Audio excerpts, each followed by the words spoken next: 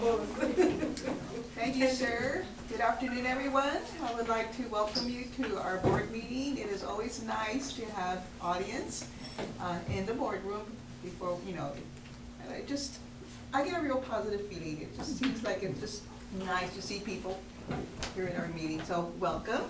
So with that, it is now 6 p.m.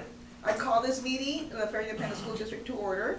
Let the record show that a quorum of board members are present, that this meeting has been duly called, and that notice of this meeting has been posted in accordance with the Texas Open Meetings Act, Texas Government Code Chapter 551. Please stand. If you please bow your heads for prayer. Lord God, we come to you as we start this December board meeting, grateful for the blessings upon our school district and acknowledging your responsibility to the children we serve. As the year winds down, grant us wisdom to reflect on our progress and clear vision for the future, guided by your principles. Help us to listen with open hearts, speak with kindness, and make decisions that bring glory to you and benefit every student, as they are all different. May we find unity in our diverse perspectives, find strength in challenging times, and serve with courage and integrity, embodying the spirit of hope and service in this season.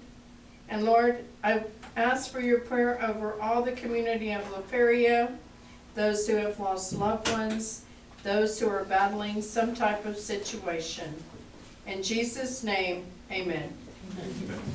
I pledge allegiance to the flag of the United States of America and to the republic for which it stands, one nation, under God, indivisible, with liberty and justice for all. Honor the Texas flag. I pledge allegiance to thee, Texas, one state, under God, one and indivisible.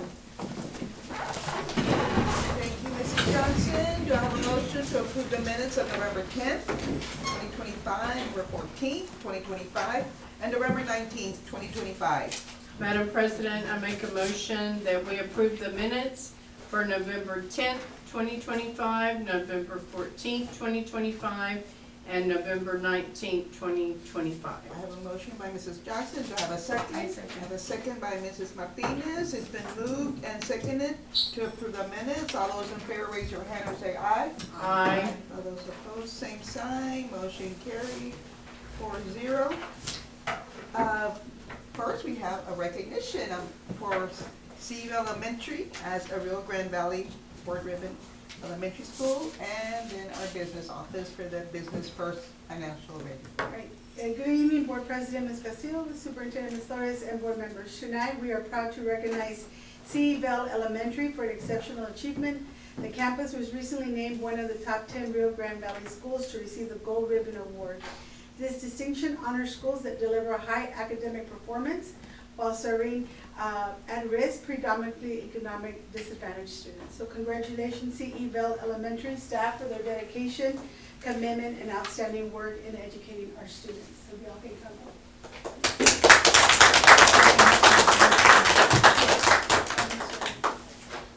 Mr. Martinez, you wanted to say a few words? And y'all can come up here. We did have this banner made. Ms. Flores had this banner made for us. Oh, okay. So we can showcase it there in our lobby area.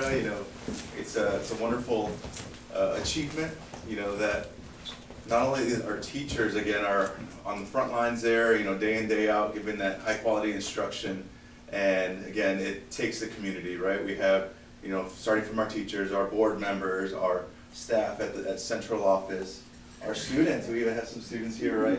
Everyone else, again, all coming together to make this possible, right? So it's a privilege and honor to be a part of this, and again, we see it every single day with the high quality instruction the teachers are doing, and the support of our teachers and our parents and our students.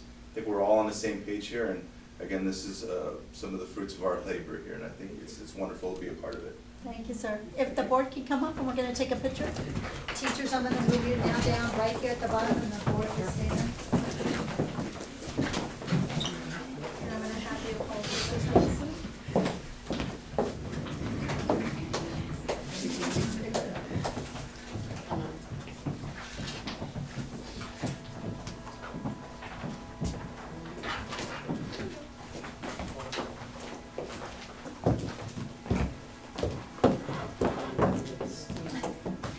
Please.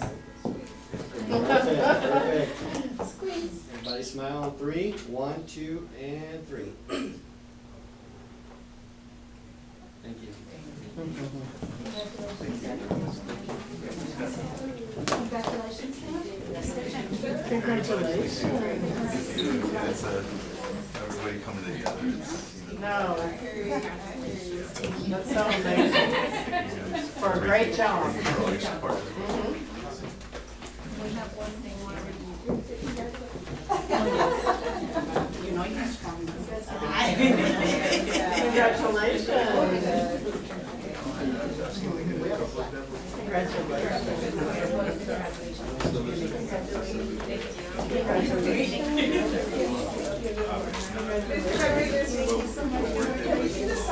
Yes.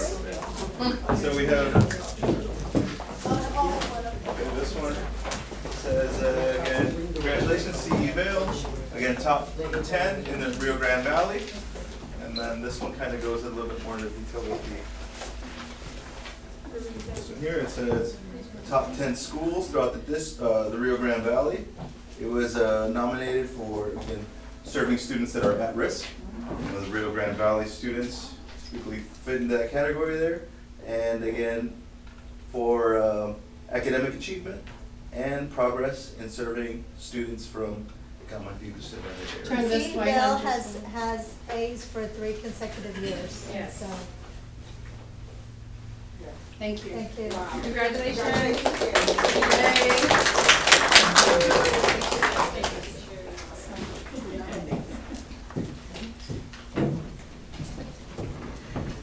Again, tonight we also have another celebration, recognition. Tonight, we would like to recognize La Feria ISD Business Office for its standing work. The district met all required criteria in earning a rating of A, superior achievement under the state's financial accountability system for school year 24-25. This rating reflects the district's strong stewardship of taxpayer resources, commitment to accurate financial reporting, and consistent, responsible financial fiscal management, which strengthens La Feria ISD ability to serve its students and community effectively. Congratulations to the La Feria ISD Business Department and the Board of Trustees for earning this distinguished award.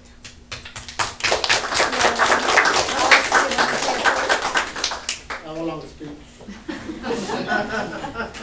Good evening, Board President Castillo, Superintendent Torres, board members are present, and everybody that's present here. As Ms. Ramos mentioned, that the district received an A superior achievement rating for its first rating. This is the 6th year in a row that the district gets it, and we hope to make it, a 7th and continuing that on. But we wanted to take the time to acknowledge and recognize all of our business office team, right? Because a lot of times, they do a lot of behind the words, the day-to-day operations, making sure everything runs smoothly and making sure, we're in compliance with things. So I wanted to make sure that we recognized all of them individually. So again, I'll introduce all of our staff. I'll start off with our business manager, Ms. Maggie Cantu, If you'll come up here, Ms. Maggie.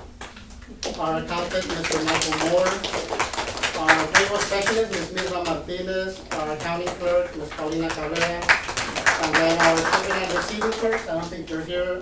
We have Mr. Jesus Murillo, aka Chu, and then Ms. Lourdes Escobar Cáceres, aka Lu. So again, I just wanted to make sure we recognize them. Again, thank you guys for all the work that y'all do, the relentless effort that y'all put in, your positive energy into it. None of this would be possible without you guys. And then one more, we can't forget our Mr. Julio Cavazos. So again, this is the 24-25 rating, but it's behind 1 year. So this is based on the 23-24 data. So that was the year that Mr. Cavazos was here as our CFO. So again, a big shout out to Mr. Cavazos because then, he led this great team. So thank you guys. And if the board will come and take a picture with the business.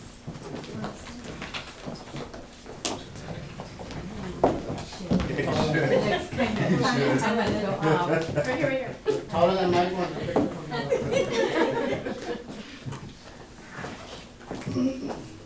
You wanna get it? Like this is better? I like that. Very symmetrical, yes.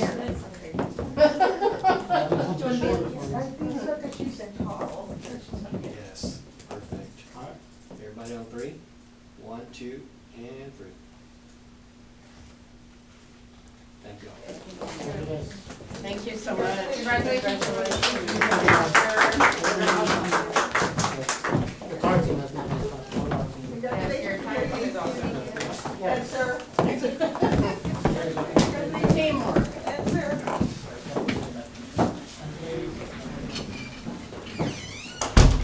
Thank you all for coming.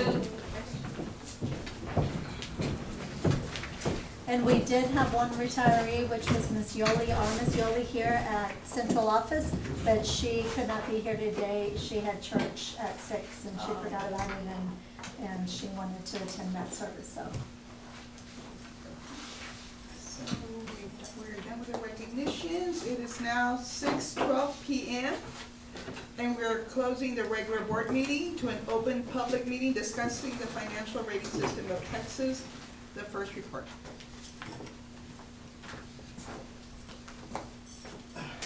Thank you, Board President Castillo. Again, yes, as you know, we just recognize our business office staff and the district for getting an A rating.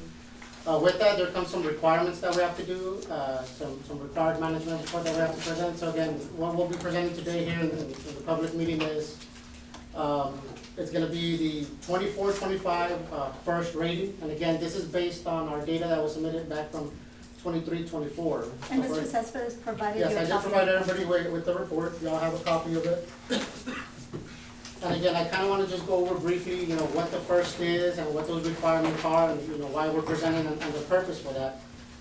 So again, the first rating, it's, you know, it's an acronym and it stands for the Financial Integrity Rating System of Texas. It provides accountability for Texas public schools on the quality of their financial management practices that we improve on those practices, right? This was developed back from TA back in 1999. It's been revised several times. There's indicators that the district is scored on based on some of our financial data and some of our obligations that we have to do on a yearly basis. Based on that, we get a score at the end, and that's how we get our rating. So again, this was made official by TA on November the 6th. So one of the legal requirements on that is, once it's made official by TA, we do have 2 months to hold a public hearing, which is what we're doing today, to discuss not only the rating, but some other required disclosures that we have to, with not only the board, but with our community, with all of our stakeholders. We did have to have a required newspaper notice posted, no more than 30 days and no fewer than 10 days. And if we go on to the next one, so we did post it, we posted it on November the 12th. And so we did post it, you know, within the 30 days, and so again, we'll be presenting it today. Again, there's a total of 21 indicators, and I said this has been, you know, updated and changed as we've gone on through the years. Out of those 21, there is one indicator that's still not being scored, and I'll briefly talk about them. That one's indicator number 10. All the other 20 we were scored on. And that still has to do with the effects of the pandemic. Back when we were in the pandemic, there was like 3 or 4 indicators that were not being scored. And so as we're kind of, you know, been getting out of that, you know, they're implementing those back. Next slide, please. So again, I'm not gonna go into detail with every single indicator, but I do wanna talk about all the main ones.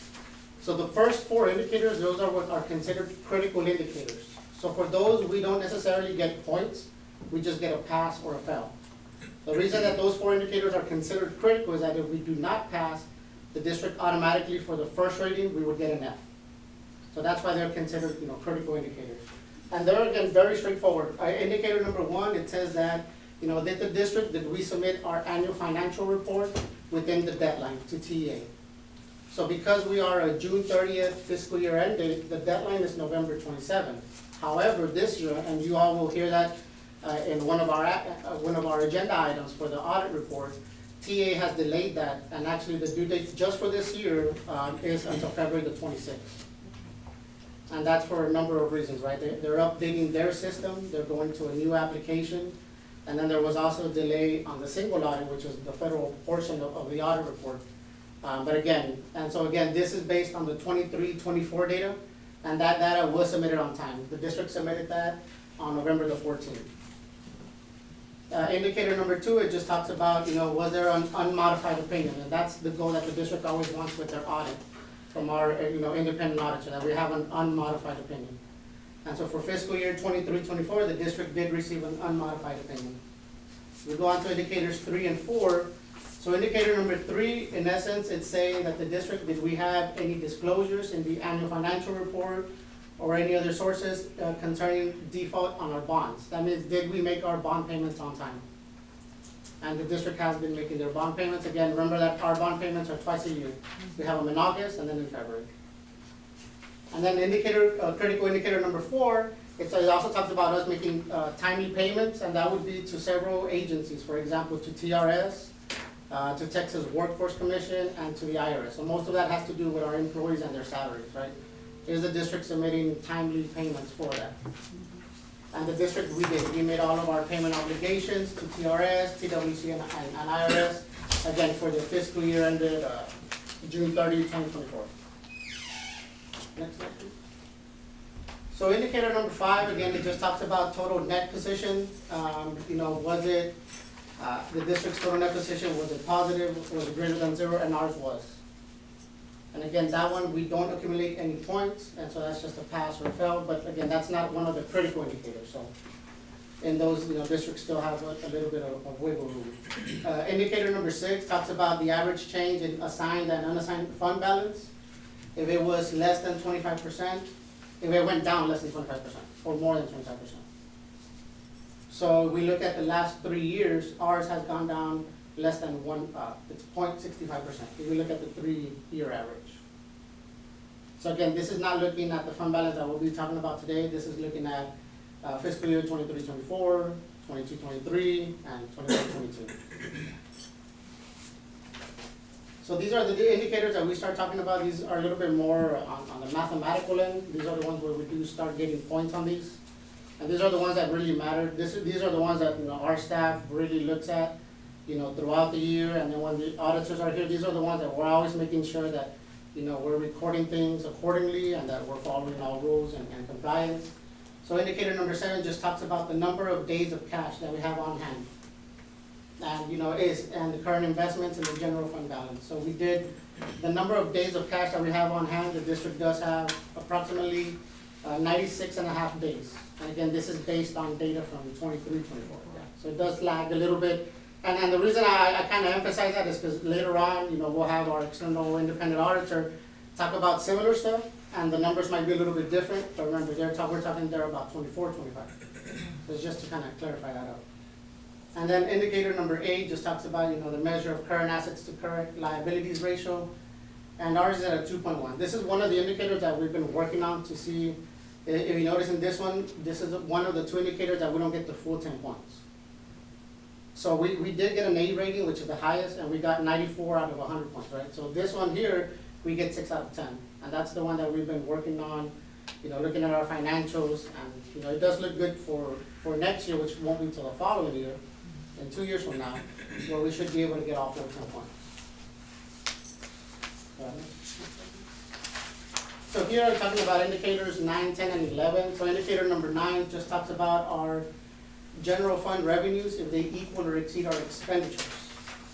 And that one I did kind of want to go over because, in past years, usually, the amount of revenues that we brought in, we want to make sure that that's what we spend. Sometimes, we'll spend less, and that helps us bring in a little bit of fund balance and things like that. So in this one, in this indicator, our revenues and our revenues and our expenditures were very, very close, but we did have a little bit more expenditures than revenues. And I know it's not on there, but for example, for indicator number 9, we actually brought in $37,106,487 in revenue, and we spent slightly a little bit more. We ended up spending $37,330,666. So the difference was 224,000, and it doesn't sound like a lot, because that's actually like 0.0001. But because it didn't pass, then we look at number 2, and because we did have more than 60 days of cash on hand, which is the one that I just talked about, then we get the full 10 points. So in some of these indicators, that's how it works, right? They'll tell you, okay, if you don't pass test number 1, they'll give you test number 2 or 3 to still be able to get the full 10 points, yes. Indicator number 10, again, that's one that hasn't been scored since the pandemic hit. And this one is just saying that the school district averaged less than 10% variance from our budgeted revenues to our actual revenues. And so remember, right, when we brought the budget to y'all to approve the budget, all of our budget is based on projected revenue. When the whole entire fiscal year is over, then that's when we do our settle ups. We okay, we said we were gonna get this much revenue, how much did we actually bring in? From state aid, property tax collections, federal grants, things like that. And so even though it's not being scored, I did look at it, and for the last 3 years, we were around 98%. So what does that mean? That means that what we tend to project and budget, you know, we're always pretty much on target for that. And that's critical for a district, right? You don't want a district to project too much revenue, and then at the end of the year, you know, we end up not collecting enough. And that happens, right, because we've had some issues with state funding, with federal funding that can cause that. And it causes that, you know, sometimes for bigger districts, like SHARs, right? I know that's been an ongoing issue for the last 2 or 3 years where, you know, we project a certain amount, and because of all these changes at the state and federal level, now we're down to, we don't even get a fraction of that. And so that's something we always closely monitor. Indicator number 11, it talks about the ratio of long-term liabilities to total assets. And again, this one is essentially, we're saying that our long-term liability asset ratio was 0.29 or 29%, which is below the target level of 60%. So there we got the full 10 points. Indicator number 12, again, it just talks about our debt per $100 of assessed value, you know, to or our payments that we have, our bond payments. And again, here we were below the threshold, we were at 1.8. And so if you look at the scale there, because it's below 4, we do get the full 10 points. Indicator number 13, and I believe there's another one. These are the ones that, there's a combination, those are the ones that are based on, depending on the district size. So number 13 is the administrative cost ratio, right? So they want to know, okay, how much do you spend in your general administration, which is your function 21, and your function 41, which is, you know, all of your CNI directors, all of the business office and central office, compared to how much we spend in instructional or student services. And in particular, they look at, you know, function 11, 12, 13, which is staff development, and counseling services. And so that one, you know, our ratio is around 13.09. And so again, if you look at the range, it falls between the 14.01 and the 11.51 range. So we got 8 out of the 10 points. So this is the other indicator that I was talking about, that we did not get the full 10 points. And that's why our score was still 94 out of 100. But these are the ones that we, you know, try to look at closely and making sure that, how can we do those. And what could you do to get the 10 points? On these, a lot of times, ma'am, what we do is we have to make sure that some of these expenses that we have, for example, sometimes the board or even central office or CNI will have events that are for the community, and we still code them to function 41 and 21, but really that's community outreach. Or sometimes, I know, for example, we have Student of the Month awards that we give them those pizza parties, things like that. Now that's instructional. So I think it's us going back and reviewing all our transactions, making sure that some of these we code them correctly. Where does school board training fall? All of that, all school board expenses fall in this ratio, right? That as well.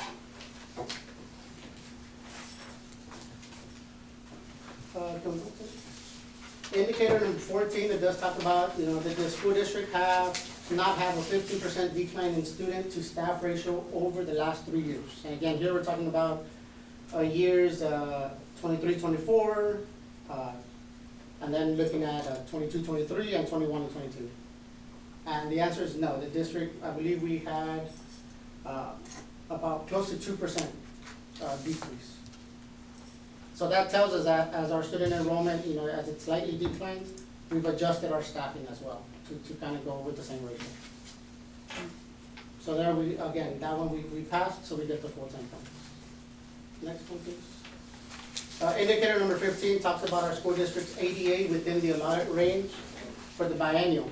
So as you all know, every biennial, every 2 years, we submit to the state, we submit to TEA projections. And so those, we project what our ADA is gonna look like. And so, back then, I guess maybe districts wouldn't, especially with, again, the pandemic, a lot of districts have been losing enrollment, things like that, but, they do compare that to, okay, you told us this is how much you projected having the students, what was your actual ADA? And again, ours fell, based on our ADA, we fall in the range, and again, ours was 3.1%. It was, much, much lower than the 20% variance. And then indicator number 16 just talks about, everything that I talked about right now. So, for example, when we finalize our audit, we submit it to TA. But then TA comes 6 months later, and they tell us, okay, submit everything that's in your system through PIMS on your financial. And then they'll compare it to what we submitted on our audit, and there can only be a 3% variance there. So they want to make sure that what you reported in your audit, you're also reporting on your actual database. So that there's no, something that you're reporting incorrectly or that you shouldn't be reporting. And so our variance was actually 0%. It was off by maybe like, I think it was like $500 out of the $31 million. And so that, again, that speaks a lot about our staff, that they're constantly double checking that, not only when we do the audit, but then when we do our team submission. So. Next one, please. And again, this one talks about our external independent auditors. If our annual financial report, if it was free of any instances of material weaknesses, or in our internal controls. And again, that one, our district, we did not have any material weaknesses. So those are some of the terms that you'll hear from our auditors, right? The one that I mentioned at the very beginning, as a district in your annual financial report, you always want to have an unmodified opinion. And you always want to make sure that, our report was free of any material weaknesses, right? And that's something that they'll talk about and so kind of goes hand in hand with the review. And then indicator number 18 talks about did the external independent auditor indicate that the AFR was free of any instances of material non-compliance for grants, contracts, laws related to local, state, and federal funds. And again, that one as well. For the fiscal year 23-24, our independent auditor reported that there was no material weakness. Next one, please. Indicator number 19 talks about, do we, the school district, post all of our required information in our website? And there is, there's a list of required documents that we have to post. The most common ones are the board resolution when you adopt the tax rate, the budget summary when we have to present it about a month before, and then the adopted budget as well. And so those, this one, again, this report is also one of the ones that is required to be posted. We'll post this in our website, and there, the Business Office Texas Transparency webpage, that's actually, you can click on it, and it will send you to our webpage, and that's where we have all of our financial data, usually for the last 5 years. So again, we did pass that. And then indicator number 20 is kind of, this has to deal with, with us, the finance team, talking with the board and the superintendent. And, did we discuss any changes and or impact to local, state, and federal funding at a board meeting within 120 days before the adoption of the budget? So as y'all know, we adopt our budget usually towards the end of June. So 120 days, that usually gives you about 3 to 4 months. And so as y'all know, we, even when Mr. Cavazos, y'all would hold, those budget workshops, and y'all discuss those, leading up to the budget. Y'all would have those at least maybe once a month or once every other month, leading up to the adoption of the budget. So again, we passed that indicator. And then the last indicator, we go on to the last one. Did the district receive an adjusted repayment schedule for more than 1 fiscal year for an over allocation of funds? And again, due to a financial hardship. So the district did not have a financial hardship, and therefore we did not receive any adjustment for repayment plan. So those are the 21 indicators that, again, we have to talk about, have a public meeting, not only with the board, but with the community. And shortly I'll open it up to the community if there's any comments or questions. But if we go on to the next one, these are some additional. So again, this is what I was talking about earlier, the determination of the ratings. The first 4 are the critical indicators. If you don't pass them, then automatically you get an F. We go on to the next page. And then these are some seeding indicators. So these indicators, based on our responses, then it's not that you automatically get an F, but then it could bump you down to no more higher than a B or a C or so forth. Next page, please. So again, as I was mentioning, for the last 2 years, again, for 24-25, 23-24, we've received 94 out of the 100 points. And I know that, in talking to our superintendent and to our staff, I know we can get to the 100. It's just, again, it does take us time to look at it, again, and evaluating it. It's very time consuming, looking at every single transaction, so. But we will get there. And then if we go on to the next slide, these are some required disclosures based off Title 19 from the Texas Administrative Code. So this has a little bit more to do with you all, the board, and the superintendent. And so again, one of the disclosure number 1 talks about the superintendent's current employment contract. So we do have ours posted on our website, and that is a requirement. Again, right there, the business office, Texas Transparency, it is a link that you can click on, and it'll send you to our business office webpage, and there we have the most current superintendent contract. And if you look at every single school district, they should be able to have that up as well. Disclosure number 2 talks about the superintendent and board members' reimbursements. Again, this is for fiscal year ended June 30, 2024. So again, this is stuff that we look at when you all go to conferences, the cost of lodging, the cost of registration forms, reimbursement for mileage, things like that. We'll go on to the next one. So the next 3 disclosures, 3, it talks about any outside compensation and or fees received by the superintendent for professional consulting services. And so again, our district response was the district did not receive, any compensation, the superintendent did not receive any compensation from any vendor outside the district.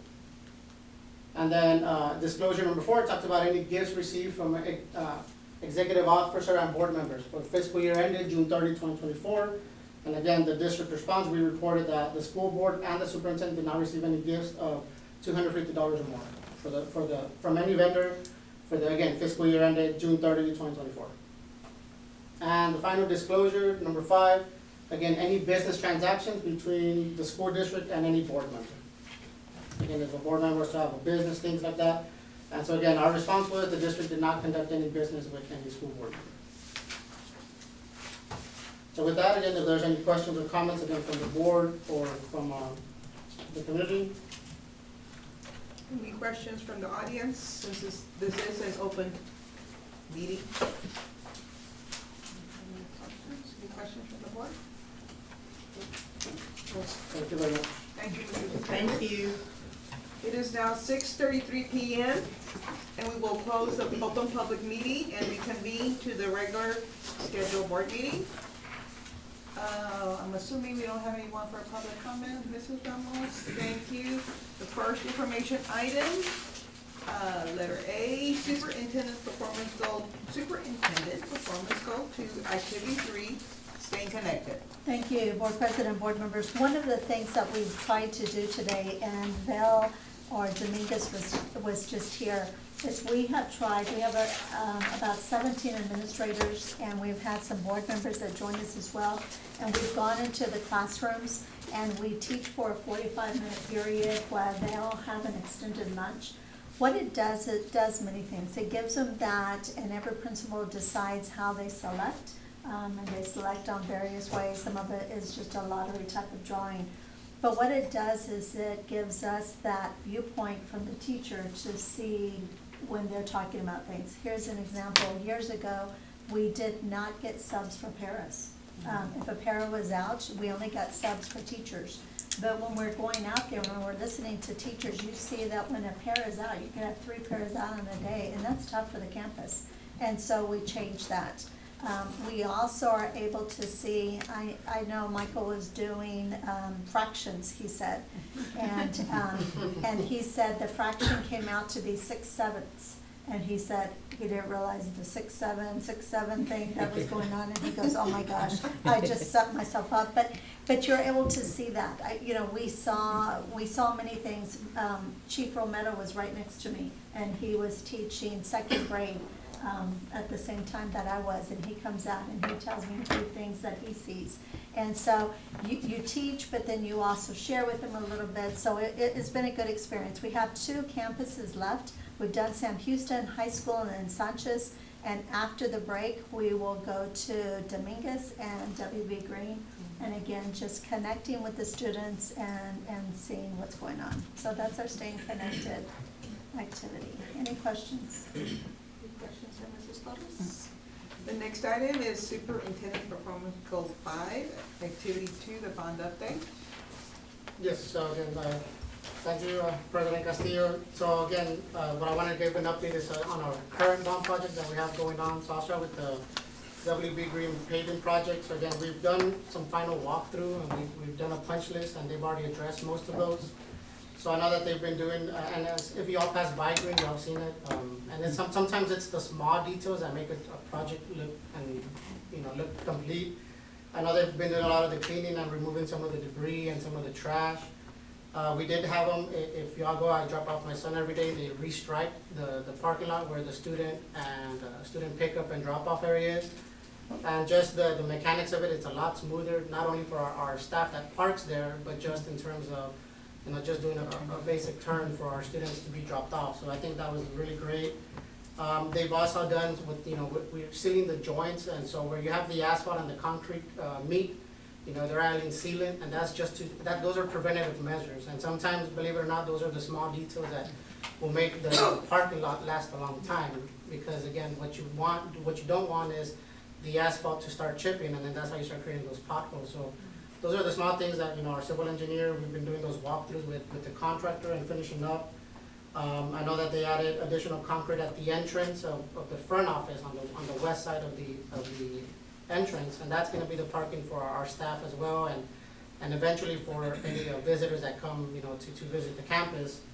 And so there was a small gap that was left by the framing when they added the entrance driveway, and so now they finished that up as well.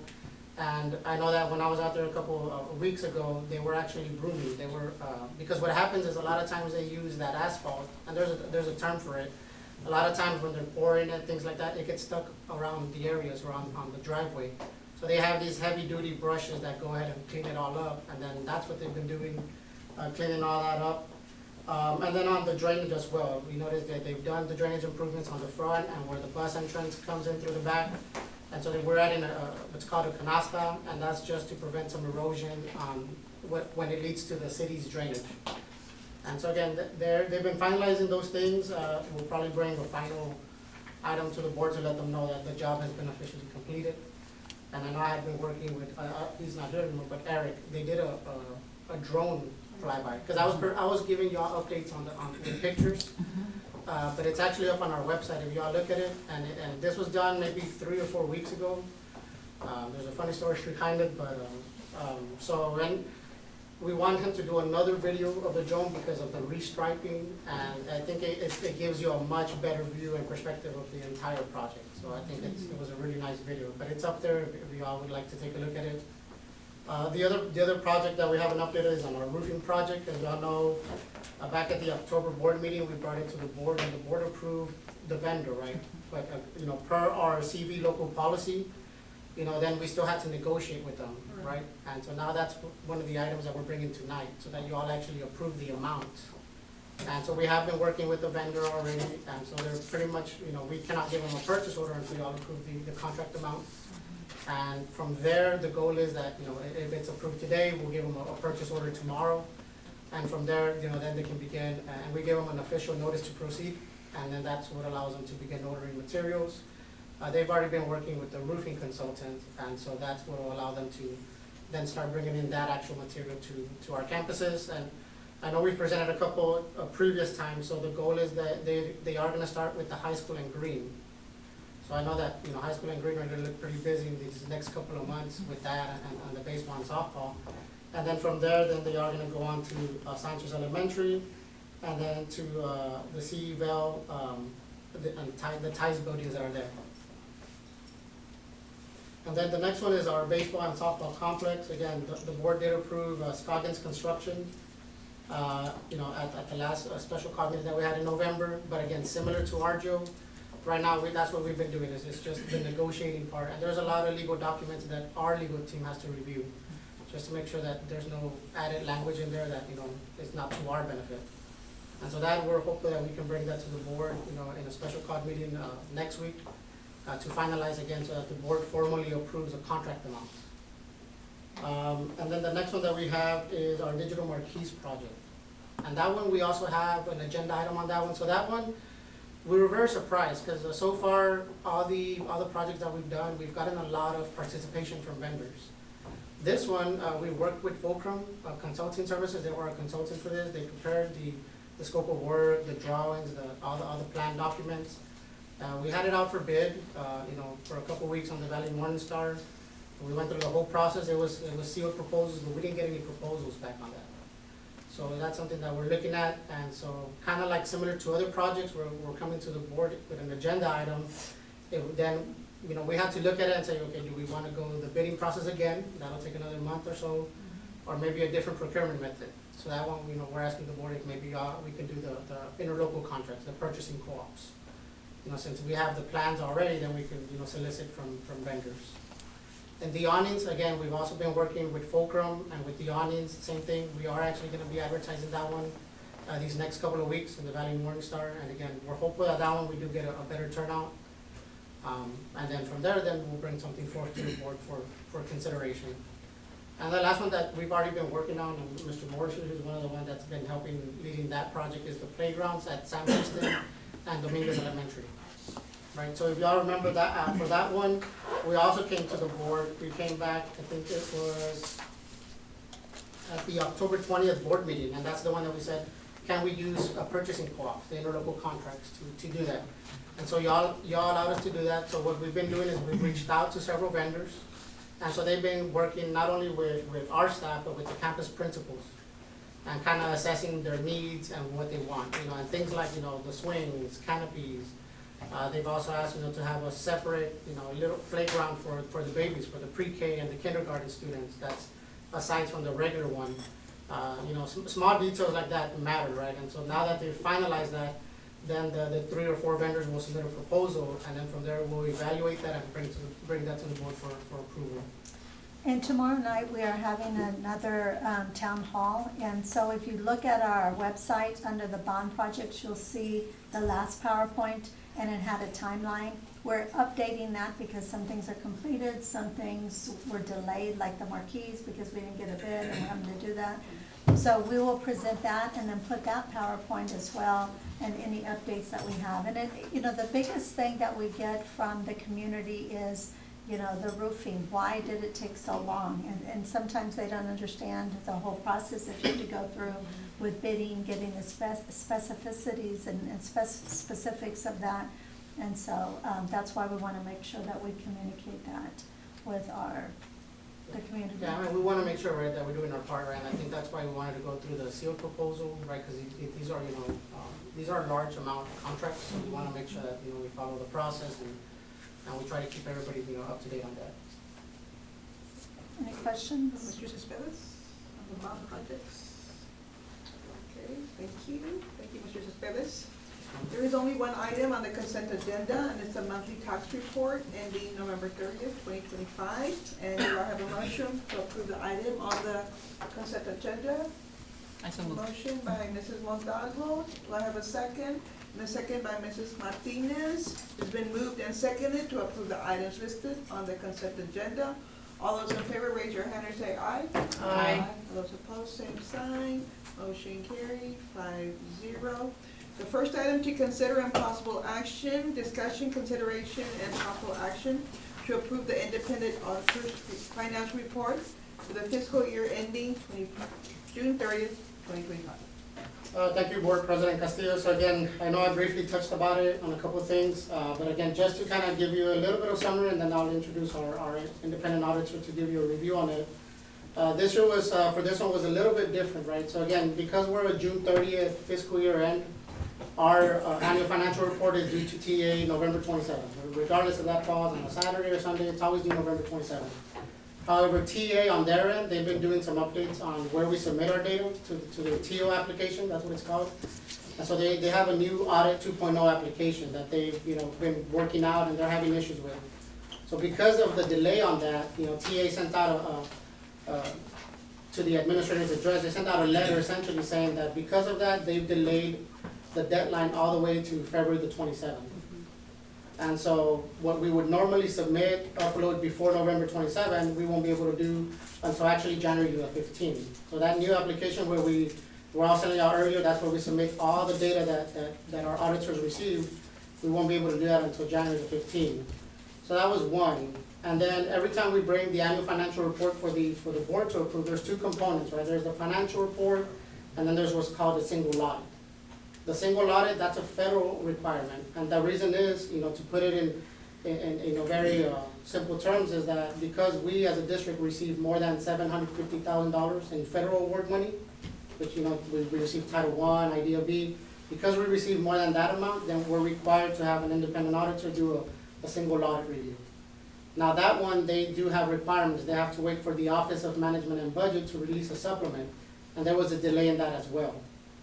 And so because of those two delays, you know, they were kind of happening at the same time, which is why we're bringing to you a review of the annual financial report. Now, we did meet with our finance committee last week to kind of discuss it, and I think, you know, as y'all know, that you know, we'll be reviewing it, but the formal action item will be bringing, you know, hopefully next month. But having said that, we'll have one of our partners one of the partners for Carr, Riggs, and Ingram, Mr. Jonathan Hall. He'll go ahead and present, you know, some of the highlights and, you know, some of the things that you normally discuss with the board for our annual financial audit. Good evening. Thank you, Mr. Cespedes, Board President Castillo, members of the board, Superintendent Torres, Mr. Cespedes, and members of the audience. My name is Jonathan Hall. I'm a partner with Carr, Riggs, and Ingram. I work in the Harlingen office with Matthew Montemayor, who is the audit partner in charge of your audit engagement. Due to a conflict, he asked me to be here instead. So I believe you all received a copy of the draft, Yes, right? you all have So- a combination of this and then the required communications. So what he was referring to, that's a little different. I'm just gonna kind of point you first into the table of contents, which is on page 2. Just kind of right in there. Obviously, you have a lot of information that is presented in these reports. So one of the things that would be missing, if you look on page 3, I shouldn't say missing, but would be presented in January with the complete, I think it's just going to be one report in January that will include it, is the last item in the table of contents is the independent auditor's report on internal control over financial reporting, compliance and other matters based on an audit of financial statement performed in accordance with government auditing standards. Normally there's something after that is independent auditor's report in accordance with what we call the uniform guidance, right, which is the federal grant compliance, and those standards are updated every year by the federal government. And it used to be years ago they would have those out for us every March or April, right, and then somehow over the years they started getting later and later. And then this year, we got late in the year, they still hadn't issued the final supplement. Then the government shut down, right? And we still didn't have it, so nobody knew what was happening, right? So it's part of the extension that TEA approved for, you know, statewide for all districts that was part of the consideration. And so the work, you know, those supplements usually don't change too much, but it's just because we had an audit opinion in there, we have to wait for those supplements to make sure there's nothing that would impact our work and that we've completed everything in accordance with how the federal government would expect us to do it. And so, you know, the work's been done, we audited the program already, but now that the supplement just came out within the last week, so all the T's are getting crossed, all the I's are getting dotted to, you know, make sure everything's final and good. So that said, I'll jump into this report, which is everything else is as you would normally have seen it in the past, right? It's your financial statements, it's your independent auditor's report, and all the schedules that you would have been used to seeing if you've reviewed these in the past. And so I'm going to go, you know, into page 5, which is our independent auditor's report.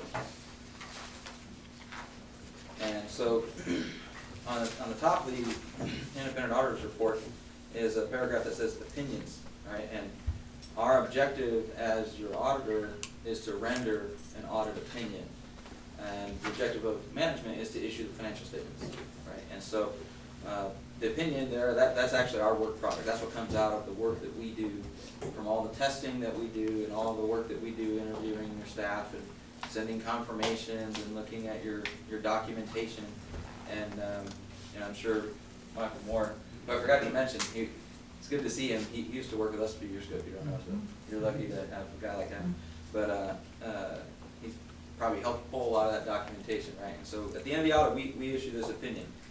And I'm just gonna read it to you because it is, the main component of the outcome of the audit.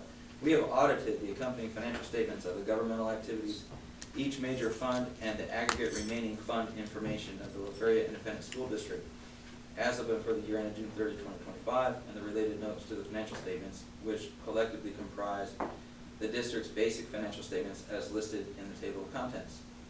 In our opinion, the financial statements referred to above present fairly in all material respects the respective financial position of the governmental activities, each major fund, and the aggregate remaining fund information of La Feria ISD as of June 30, 2025, and the respective changes in financial position for the year then ended in accordance with accounting principles generally accepted in the United States of America. And if you were to, just to kind of give you a little context, right, when I read that, those opinions, sometimes people get lost in the governmental activities, each major fund, aggregate remaining fund, and if you just hold your finger there, go to page 23, real quick, you can see on page 23, that's called the statement of net position, and there's a column there that says governmental activities, and that's essentially the balance sheet of the district on a full accrual basis, right? So all the funds and activities of the district aggregated together, including your long-term assets and your long-term liabilities. And that's what's being referred to as governmental activities in the auditor's report. And if you flip the page and you go to page 25, you'll see that's the balance sheet of your governmental funds, right? And each major fund would be presented here in its own column, right? And the only one you have presented is the general fund. The aggregate remaining fund information is whatever is in the column for other funds. So that in your case, is it all the other funds, debt service fund, all your federal grant program funds, and any other fund that the district has. And so there's criteria under GAAP over, if a certain fund meets certain criteria, that would be presented as major. And in your case, no other fund besides the general fund met that criteria, which the general fund is always major. And so that's just to give a little context when you read our opinion. What are we talking about? What did we look at? What are we giving an opinion on? Right, and so the fact that it says the financial statements present fairly in material respects, right, the financial position, the governmental activities, each major fund, the aggregate remaining fund information, and the changes in financial position for the year. Right, what we're saying is that these financial statements are in accordance with GAAP, the disclosures are accurate in accordance with GAAP, they meet the GAAP requirements, but because an audit involves risk and judgment, and we sample, it's in all material respects. There could be some other adjustments here and there that aren't caught by an audit, but we believe that this information is sufficient for you to rely on and make decisions on and meets the standards that are required for the reporting. So it's not a statement either about the quality of your financial condition, just about the quality of the information that's contained in the report. I won't read the rest of the report because I'd like you to stay awake for the rest of the presentation. But it goes on from that page 5 through, there's 2 blank pages, page 7, page 9, and on page 11. How much can we say about it? A lot. And so you have basis for our opinions. An audit is a collection of evidence, and we have to maintain professional skepticism and abide by our professional ethics and abide by our professional standards, and we collect evidence, and we believe that evidence is a sufficient basis to render our audit opinion. We do make reference to an emphasis of matter on page 5, right? And that's, I'm not going to go into that note disclosure, but there was a new accounting standard that was related to compensated absences, right? How you pay out, essentially pay time off benefits. And that Government Accounting Standards Board required a change in how we compute what that liability is, and that resulted in an adjustment to your financial position to recognize that change in financial reporting. So the beginning that position was adjusted to reflect that implementation of that standard. Now the bottom of page 5, it starts with responsibilities of management. All right, so as I mentioned, we issue the audit, management issues the financial statements. So when you look at this bound report, right, everything in here except for our auditor's report is the product of management. Management is responsible for the maintenance of internal control to prevent and detect fraud or errors in the financial statements, and they're responsible for the content of the financial statements. And our responsibilities as auditors is to conduct the audit and render an opinion. All right, so these paragraphs are just kind of, describing the level of responsibility of management. And then I've gone on to page 7. Auditor's responsibilities, I've already kind of touched on what's in that paragraph, but it's a pretty big paragraph talking about, we understand your internal control. There's a lot of judgment and risk assessment that's involved in conducting an audit.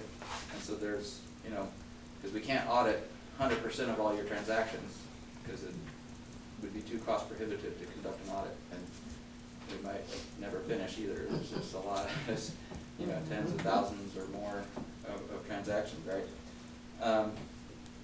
And so that auditor's responsibility goes into more length about our responsibilities. Page 9 talks about you have some required supplementary information, that's management discussion and analysis, as well as your pension schedules and your budgetary comparison schedules.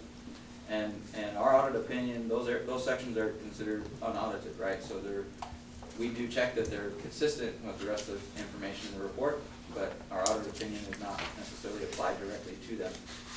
And then there's some other supplementary information that's required by TPA, and that information is directly related to the financial statements as a whole. We do, in the bottom of that paragraph on page 9, and under supplementary information, is the text, in our opinion, the text of the education requires schedules in other information section is identified in table of contents are fairly stated in all material respects in relation to the basic financial statements. So our opinion does cover that.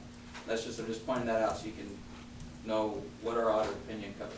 Right? When you look at this report, what does our opinion relate to? It relates to those things that I just mentioned. And then on page 11, talks about other reporting required by government auditing standards. And it makes reference to, it says, in accordance with government auditing standards, we've also issued our report dated December 8th on our consideration of Clarify ISD internal control over financial reporting and tests of compliance with provision of laws, regulations, contracts, and grant agreements, and et cetera, right? That report is the one that I pointed out in the beginning, it's in the back. And during the presentation on first reading, he mentioned about if there's material weaknesses and things like that that are found as a result of our audit. As it relates to financial reporting, if such items existed, they would be reported in that report. But we didn't have any findings to report or any matters of non-compliance to report. So I'm not really going to go over that report in this presentation because I'm just going to make reference to it here that we didn't have any findings to report there. Proceeding on into the management discussion and analysis, that starts on page 13. If you, that MD, we call it MD&A for short, and that goes from page 13 to page 22. Right? And what I always encourage people to read, if they don't,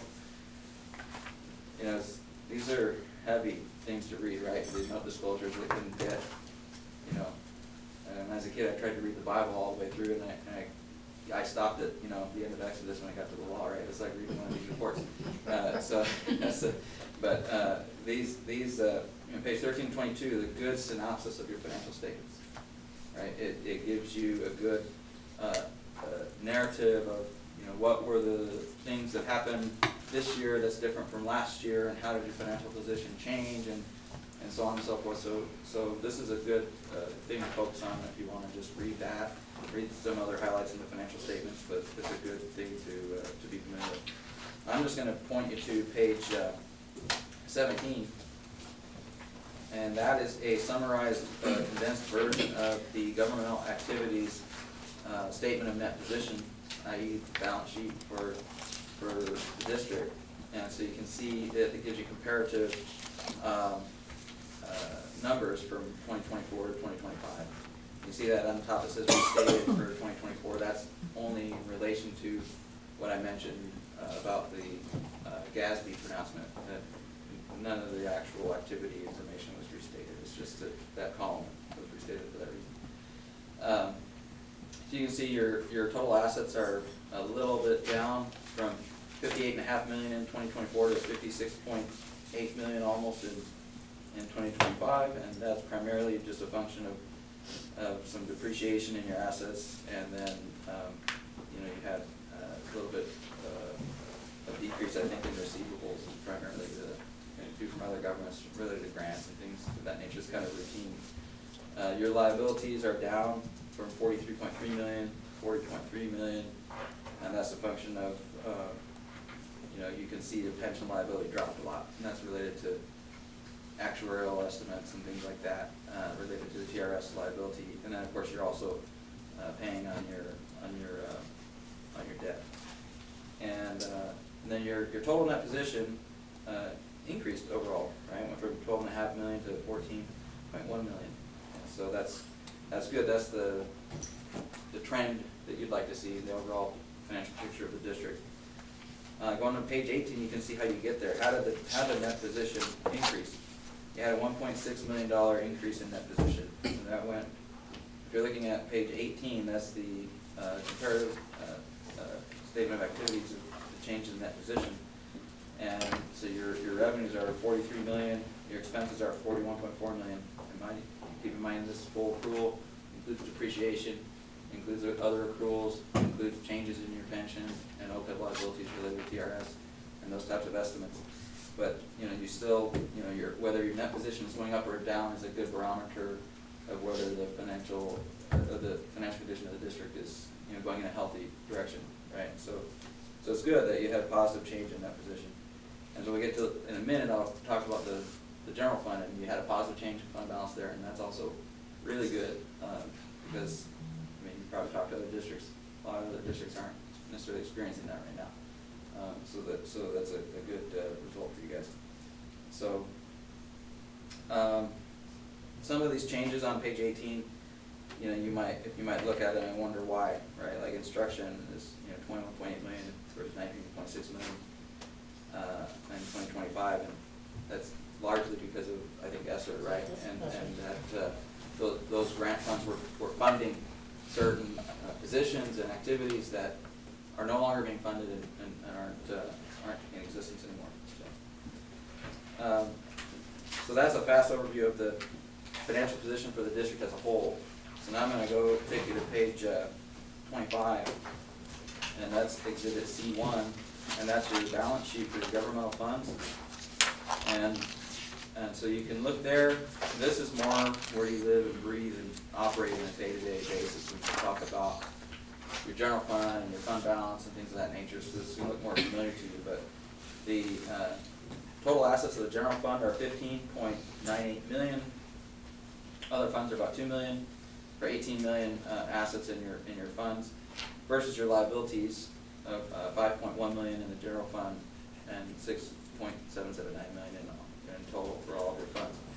Right. So since you don't keep long-term liabilities on your governmental funds, that's good. That means you have more than twice as much current assets essentially over your liabilities. So it's a good financial position to have. So you're going back down to your fund balance on the bottom. You can see that your general fund balance is 10.1 million, 10.3 million for the district as a whole. And when you see these items that say non-spendable, that's just because portions of your fund balance are tied up in inventory or prepaid items. You can't actually spend those, as it's not like you have cash sitting around or you're going to collect something. Some of it's restricted. The federal amount there in the general fund restriction is child nutrition, and then you have retirement of long-term debt as your other big restriction for the debt service fund. So on page 27, this is your statement of revenues, expenditures, change in fund balance, and so you can see you have 37.3 million in revenues in the general fund, and your expenditures are 36.5 million, so you have a positive change in fund balance of 787,000, and so that's a good, nice, positive change to your fund balance. That's how you get from last year's 9,347 fund balance to 10,134. So if you think about your overall operating expenditures that was mentioned about days of fund balance in your general fund, and I think you're around 90 days. There's a little bit of nuance in the computation, but you're above 90, and so you're where you want to be with that fund balance. The other thing I'll point out,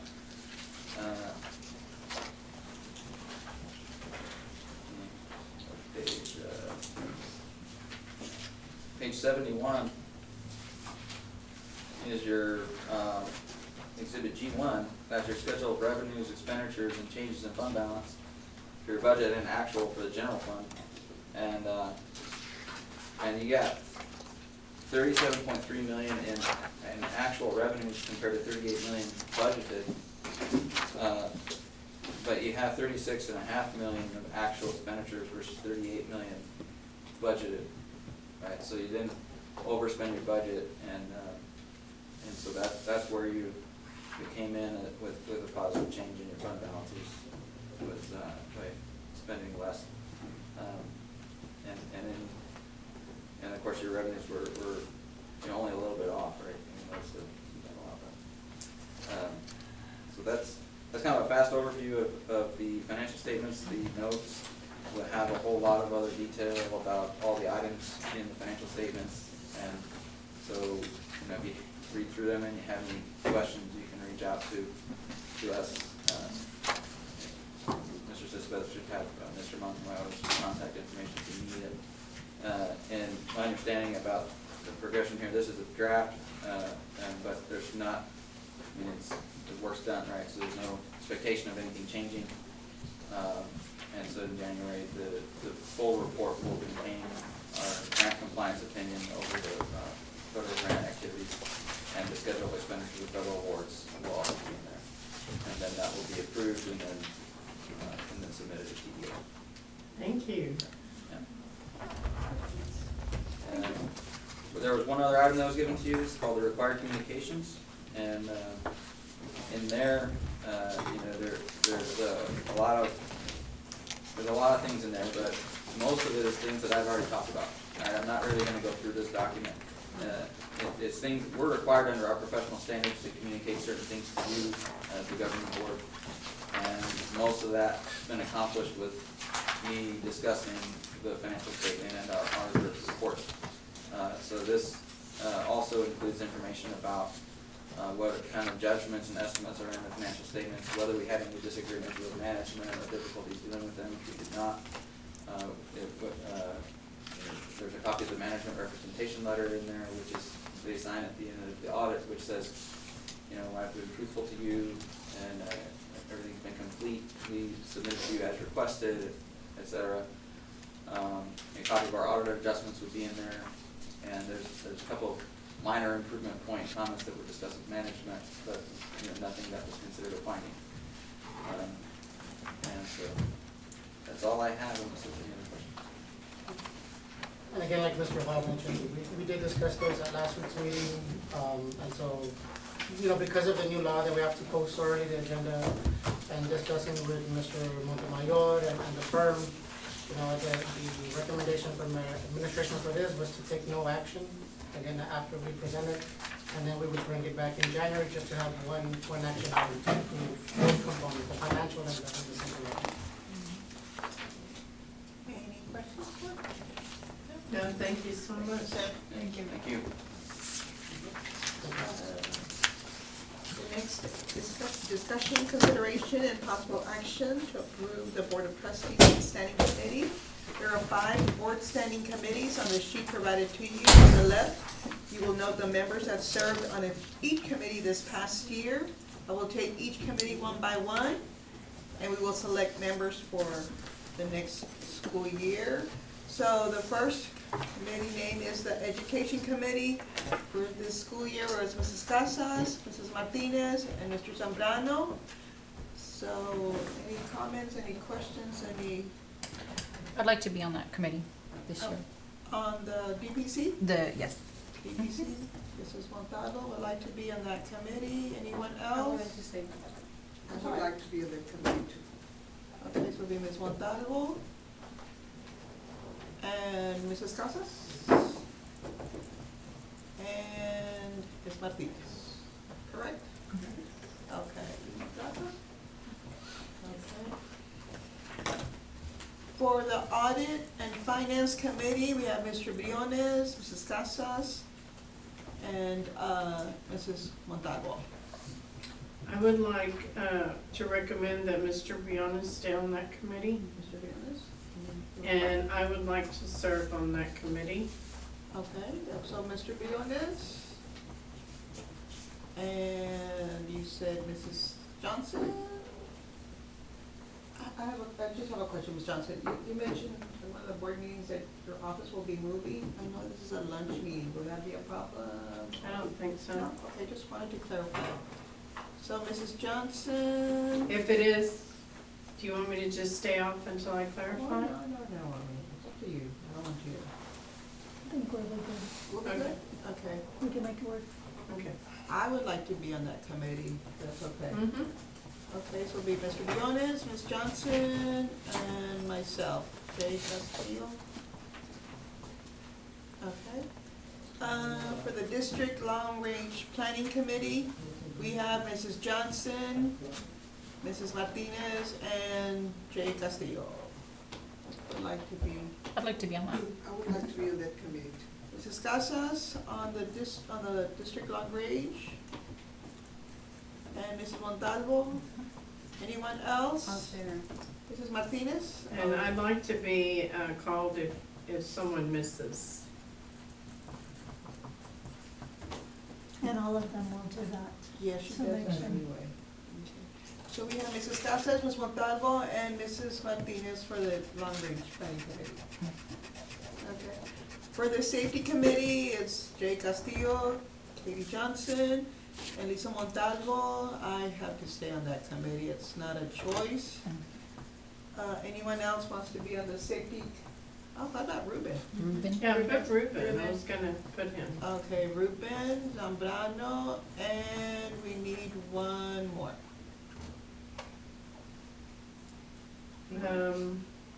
I'll be. You wanna be in the committee too? Okay, Mrs. Martinez will be on the safety committee also. And this is a new committee, the Parental Advisory Committee.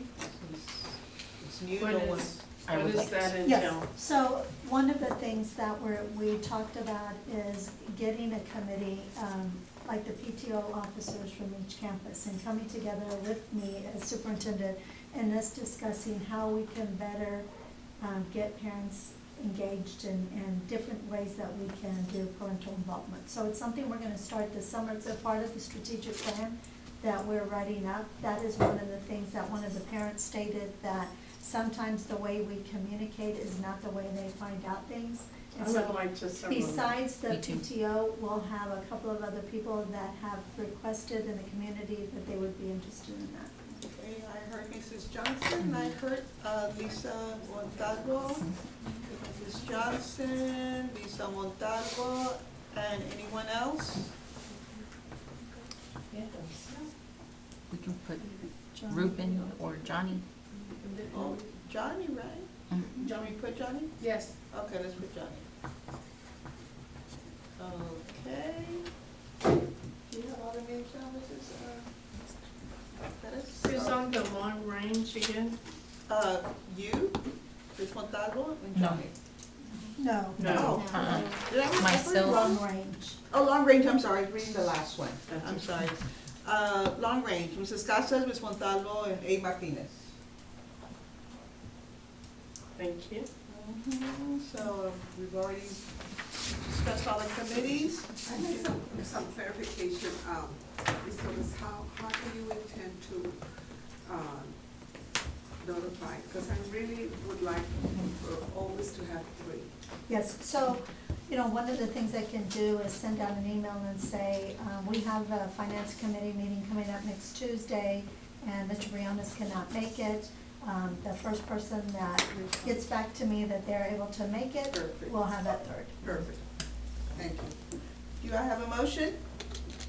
Madam President, I move we approve the Board of Trustees Standing Committees. A motion by Mrs. Johnson, and do I have a second? Second. And a second by Mrs. Martinez. That's fine.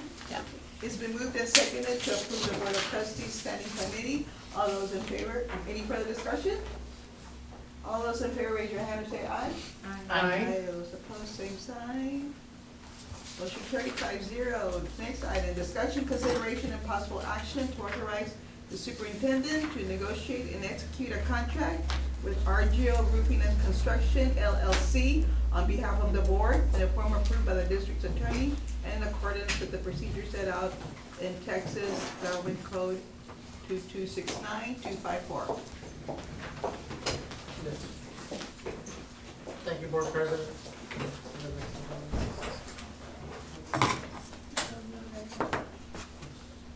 So again, as I was talking about earlier, when we brought it back in October, the board approved the vendor.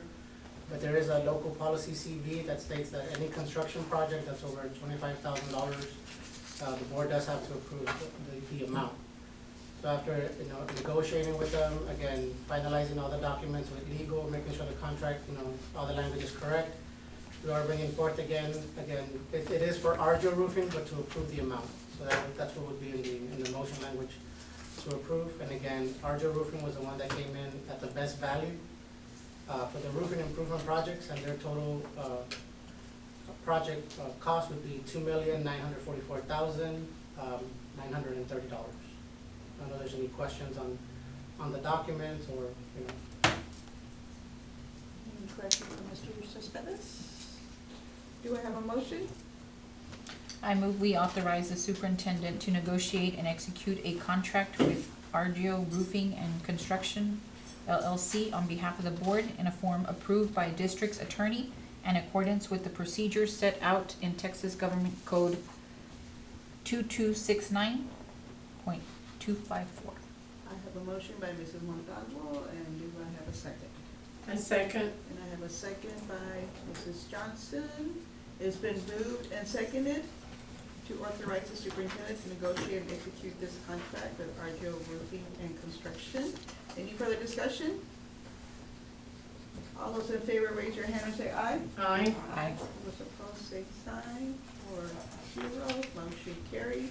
Next item, discussion, consideration, and possible action to adopt the prevailing wage rates published by the United States Department of Labor in accordance with the David Bacon Act, 40 U.S.C. Section 276, and its subsequent amendments in connection with the construction projects authorized by the board.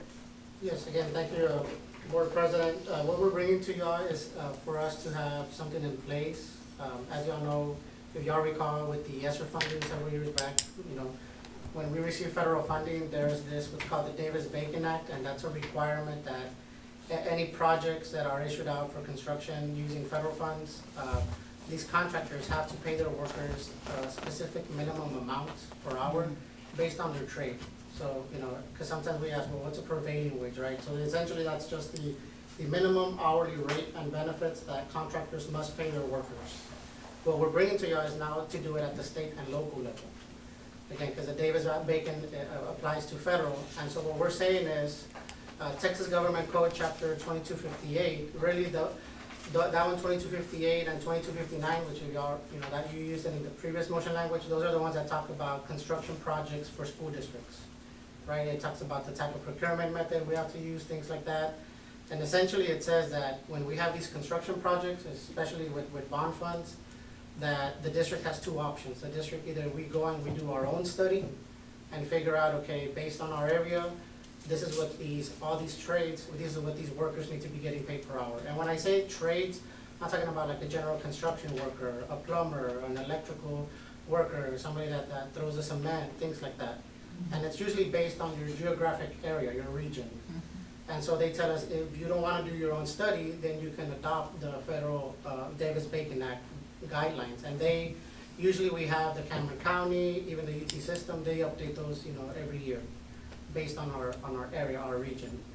And so that's what we're bringing to the board, to just have that in place, again, because we've been doing all these construction projects. And, there's the pros and cons to it, right? Because, yeah, that could mean that, these contractors and subcontractors might have to pay a little bit more, but I think they'll be paid fairly, and hopefully that also reflects in the quality of work that we get. If there's any questions on that? Questions on Mr. Cespedes? Do I have a motion? I move we adopt the prevailing wage rates published by the United States Department of Labor in accordance with the Davis-Bacon Act, 40 U.S.C. Section 276-8, and its subsequent amendments in connection with the construction of the 2025 roofing projects and any other construction projects authorized during the district's current fiscal year. I have a motion by Mrs. Montalvo, and do I have a second? Second. And a second by Mrs. Johnson. It's been moved and seconded to approve the prevailing wage rate published by the United States Department of Labor in accordance with the Davis-Bacon Act, 40 U.S.C. Section 276A, and its subsequent amendments in connection with the construction of the 2025 roofing projects and any other construction projects authorized by the district's current fiscal year. Any further discussion? All those in favor, raise your hand and say aye. Aye. All those opposed, same sign. Motion carried 4-0. Next item, discussion, consideration, and possible action to approve the interlocal contracts for procurement method for the electronic marquee project. Yes, thank you, ma'am. So this one, again, as I was talking about earlier during the current bond projects update, we were very surprised with this project, because this was a little bit more, a much smaller, straightforward project. We went out, we worked with Fulcrum Consulting Services. They prepared the scope of work, all the specifications, all the plan documents. We put it out for bid in the Valley Morning Star. That's where I show on the screen there, the two, we advertised it, I believe it was November 1st and November 8th. We usually like to advertise it on Saturdays, because that's when you have the most viewers for the newspaper. But when it came time for the bids, for the sealed proposals to be due, we're very surprised that we didn't get a single bid, right? So, like I said earlier, the district, we have a couple of options. We can either go through the whole bidding process again, advertise again for 2 weeks, give them about another 2 weeks to, if they have any questions, and they walk through that. And we did have several vendors that did have questions and did some walkthroughs. Or then the other option is that we would go through a purchasing co-op. A lot of these vendors belong to these co-ops. So now that we have the scope of work ready, it's just a matter of reaching out to them and saying, here's our scope of work, can you provide us a proposal and a cost? And then once we do that, again, the requirement from their end is that they belong to a purchasing co-op. And again, similar to all the other work, we review it, we'll rank it, and then we'll bring, what's the best value to the district. We'll bring a recommendation to the board. So this is just allowing us to go that route. Questions of Mr. Gonzalez? Do I have a motion?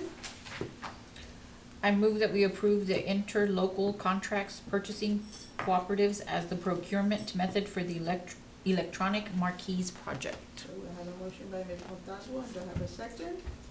A second. And a second by Mrs. Johnson. It's been moved and seconded to approve the interlocal contracts purchasing cooperatives as the procurement method for the electronic marquee projects. Any further discussion? All those in favor, raise your hand or say aye. Aye. Those opposed, same sign. Motion carried 4-0. Item number 50,000, discussion, consideration, and possible action to approve the purchase of 349 Dell Chromebooks. 345 Yes. Dell Chromebooks, I'm sorry. That's more or less.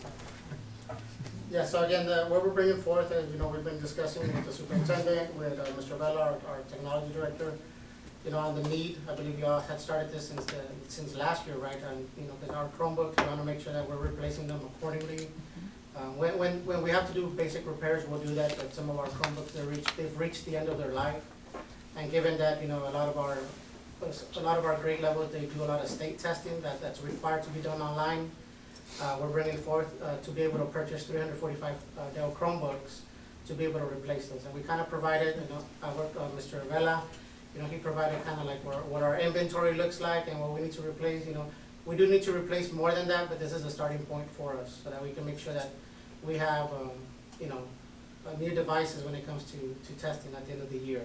And these, again, the funding source for these will be through the instructional materials allotment or local funding, right? It'll be a combination of both. Any questions? Do I have a motion? I move that we approve the purchase of 345 Dell Chromebooks for student use. I have a motion by Ms. Montalvo. Do I have a second? A second. And a second by Mrs. Johnson. It's been moved and seconded to approve the purchase of 345 Dell Chromebooks for student use. Any further discussion? All those in favor, raise your hand and say aye. Aye. Those opposed, same sign. Motion carried 1-0. Next item, discussion, consideration, and possible action to approve the local improvement plan for WB Green Middle School. Good evening, Board President, Mrs. Garcia, board members, Mrs. Suarez, Superintendent. Here, what we have is possible approval of our local improvement plan for WB Green Middle School. So our middle school was selected for targeted support and improvement, and it was selected for that for 3 subpopulations. So we have our Hispanic subpopulation, we also have our economically disadvantaged students, and we have our third category, which is our continuously enrolled students. And so with that, we do have a plan of action that we are wanting to get approved by tonight. And so the first item that you'll see there, our priority number 1, is that 90% of our teachers are going to be teaching Bluebonnet with 90% fidelity, right? Or at most fidelity as possible for our students. And that's going to help our students meet and exceed that growth, which is one of the areas, which was mathematics, where we weren't meeting that growth, therefore we were identified under math. The second goal for us is going to be on our weekly PLCs for our teachers. So they will be planning weekly, looking at curriculum, looking at student assessments and student data to determine how we can help and improve our students' growth, again, in the area of math. That was our target area. And hopefully with that, as they're constantly looking and meeting with each other, then we can make those gains and improvements when it comes to our growth for students in math. And then the third goal for us is through our administration at WB Green Middle School and through us as a district be able to support our administrators so that we can walk into classrooms and be able to share feedback with our teachers, again, to help improve that instruction. And the goal, again, will be to improve our student outcomes and make sure that our students are meeting or exceeding that growth in the area of math. Any questions of Mrs. Parvin? Are we engaging the parents at all in helping in this project? Because we can have all the projects and new ideas and what have you. But at the end of the day, you know, we still need the parents' engagement. I'm just gonna say that I remember with my children, I had one that had a lot of problems with math. And I mean, I didn't know anything about math myself.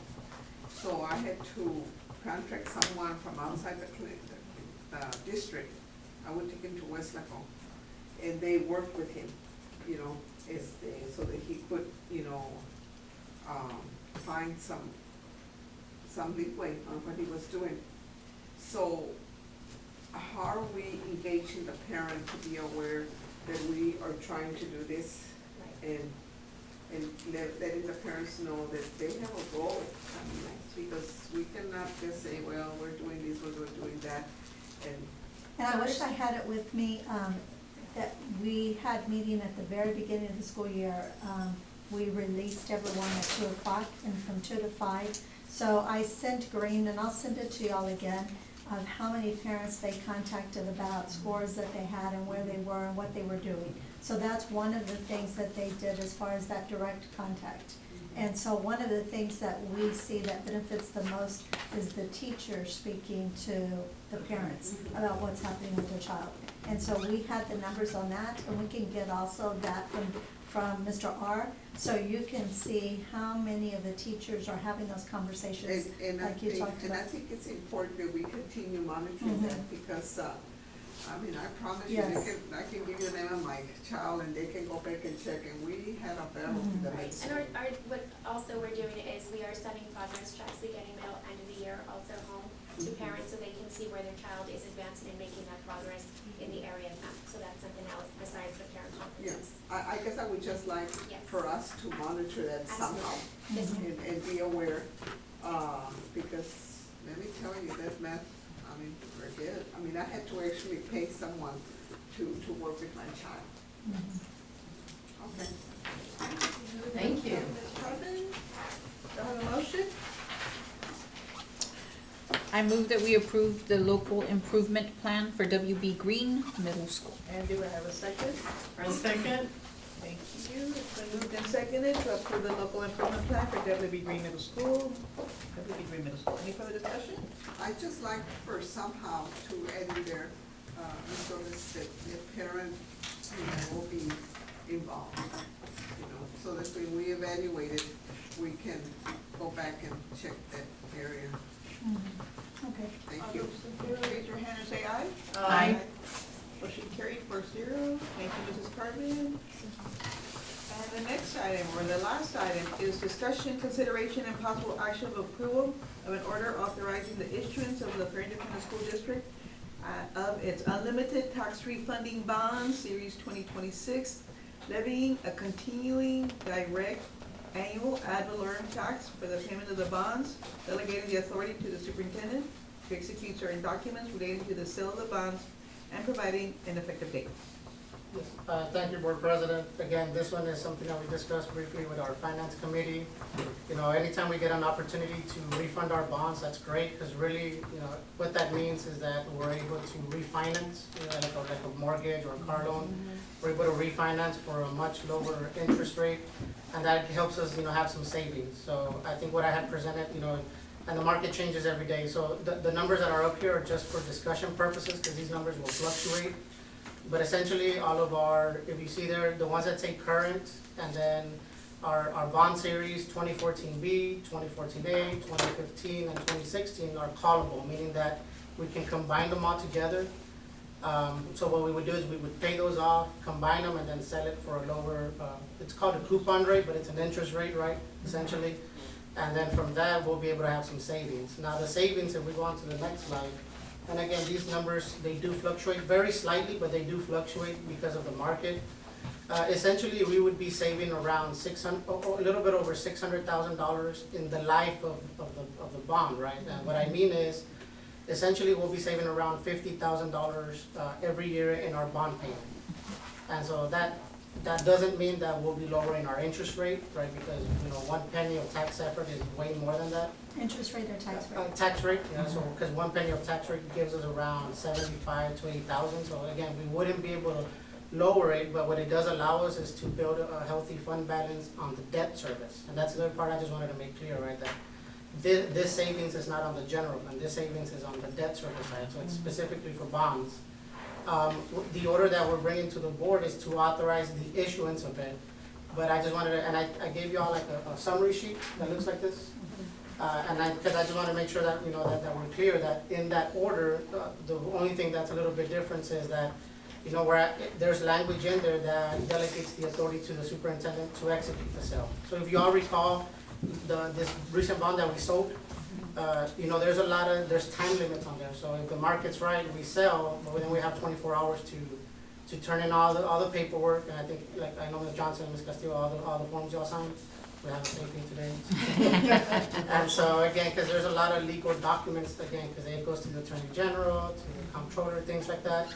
And, but there is a time limit. So what the order does is it allows us to, let's say we come back in January or at the beginning of February, and if our financial advisor tells us, hey, right now is a good time to sell, then we can, you know, sell it right away and sign those documents. I have a question. I know when I think of refinancing, of course, lower interest rate, and of course, decrease the time. Is that kind of the same with this, or not necessarily? It could be, right? Because a lot of times, like when you refinance, think about like, they always tell you like, you refinance, you pay less interest, but if you keep your payment the same, now you're knocking out more principal. Right. So to your answer, yeah, we could knock out more of the principal, and we could possibly get out of it a little bit sooner. Right. Okay. And that's where you get some of the savings, right? You get Right. some of the savings in the interest, but because essentially we'll still be giving the same bond payment. Right. Okay, I got it. Any questions of Mr. Cespedes? No, Do I have a thank you. motion? I move to adopt an order authorizing the issuance of the La Feria Independent School District Unlimited Tax Refunding Bonds, Series 2026, pursuant to a delegated sale. A motion by Ms. Montalvo. Do I have a second? Second. A second by Mrs. Johnson. It's been moved and seconded to adopt an order authorizing the issuance of the La Feria Independent School District Unlimited Tax Refunding Bond Series 2026 pursuant to a delegated sale. Any further discussion? All in favor, raise your hand or say aye. Aye. Those opposed, same sign. Motion carried 4-0. It is now 7:34 p.m. and we are moving into closed meeting pursuant to Texas Government Code, Chapter 591.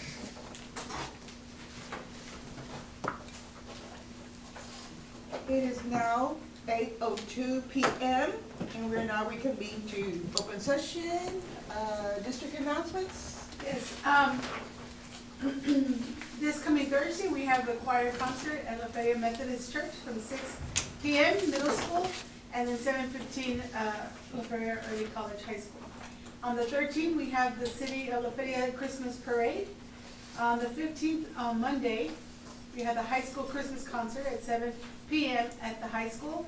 On the 16th of December, we have Ace Holiday at 6 p.m. at La Feria High School. On the 16th as well, we have the middle school concert at 6:30 p.m. And those are banned. Oh, The 15th and the 16th are banned. And on the 18th, we have our La Feria, our annual Christmas luncheon, starting at 10:30 all the way until 1:30 at the new facility. And on the 19th is the La Feria ISD food drive, starting at 7:30 a.m. to 9:30 a.m. at CA Bell ISD. And the parade starts at 6, and so I will send you, when we find out where we're going to be located and all of that detail, I'll send you more information this week. But it begins about 6, so if you get there about 5:30, 5:40, that should be good. Okey-dokey. If there is no other business, do I have a motion to adjourn? Also A moved. motion by Mrs. Montalvo. And a Second. second by Mrs. Johnson. It is now 8:03 p.m. and this meeting is adjourned.